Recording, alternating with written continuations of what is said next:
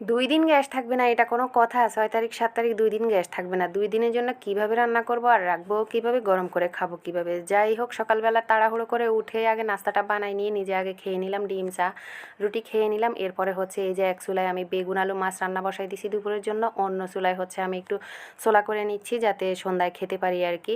আমার আবার ওভেনও নাই, ইলেকট্রিক চুলাও নাই। কি করব বুঝতেছি না।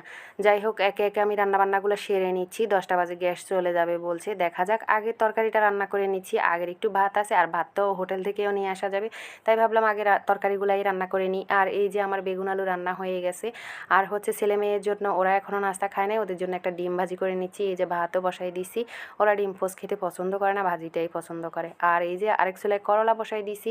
যাই হোক একে, একে তরকারিটা হয়ে গেছে। আর কে, কে এরকম করেন? হাত ফুড়ুক আর যাই ফুড়ুক রান্নার মাঝে, মাঝে চুলা তো মুছতেই হবে।